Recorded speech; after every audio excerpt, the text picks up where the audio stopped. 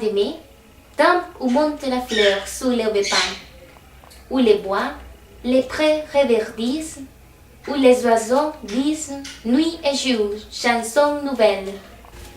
Ah, Sainte Marie, où trouvais-je un milieu plus agréable? C'est le paradis terrestre où peut s'enfant des œufs, des fleurs, des bois, des monts et des prairies. Aurore qui pouvait vivre ici de sa pleine vie, avec une chasse toujours abondante et facile. Mais les champs les plus verts, les fleurs les plus odorantes, n'empêchent pas ce proverbe d'être vrai. Les besoins fait vieille trotter. Avant d'aller plus loin, il est bon de vous dire que la ferme était au villain le plus aisé. La maison de Nan au Plessis était abondamment pourvue de tout ce qu'il est possible de désirer à la campagne. Heureux renard, s'il peut trouver les moyens d'y entrer. Mais c'était là le difficile. Le vilain avait nom Berthaud, ou Berton le maire, homme assez peu subtil, très avare et surtout désireux d'accroître sa chevance.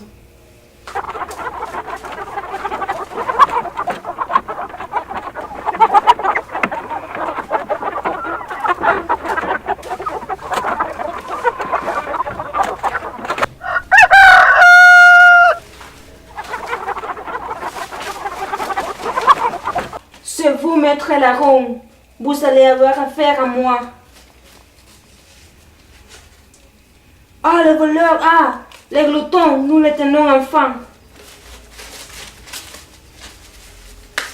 Ah, renard, ton jugement est rendu. Te voilà condamné sans rémission.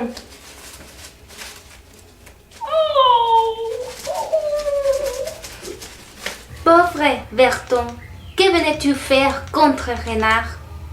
Ainsi devenu maître du talon et de la main, Renard change de gants et prend les airs vainqueurs. Par la foi que j'ai donnée à mamie, tu es un Milan mort. Ne compte pas te racheter. Ah, pitié, sur renard. Pitié au nom de Dieu.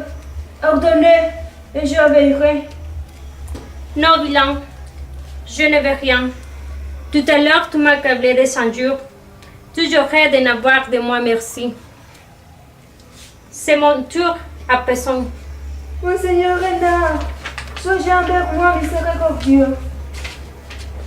Allons, vilain, tais-toi. Ne pleure plus. Tu vas prendre l'engagement de ne rien faire. Jamais contre moi. Je m'y accorde de rancœur. Désormais tenu de faire mon bon vouloir. Tu sais, c'est bon n'arrête que je rete toute la journée. Il faut que tu me l'apportes. Ah, monseigneur, pourquoi ne demandez-vous pas mieux? Mon coq dur et corasse. Je vous propose un change, 3 tendres poulets. Non, bel ami. Je ne cure de tes poulets. Garde-le et me va chercher le coq. Ok. Voilà, sire, l'honneur que vous désirez. Il n'y a jamais coq plus empressé et plus vigilant auprès de mes poules. En revanche, il en était vivement chéri. Mais vous l'avez voulu, monseigneur, je vous le présente. C'est bien, Berton. Je suis content. Et pour l'éprouver, je te tiens quitte de ton hommage. Grand merci, seigneur Renard. Dieu vous le rende. De l'heure où je suis né, devais-je être ainsi payé de mes services auprès de ces Bertons, les plus ingrats de vilains? Pour cela, Noré, tu as tort, et tu devrais montrer plus de courage. Eh bien, sans toi, Berton aurait péché de sa personne. En échange d'une mort belle et glorieuse, tu auras la compagnie des anges. Je le veux bien, si Renard.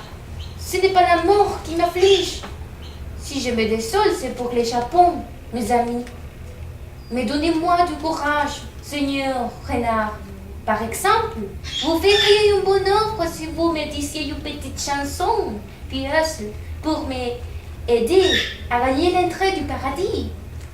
Par la foi que je dois à Hermeline, il ne sera pas dit que tu sois refusé. Écoute plutôt. Ouh, non.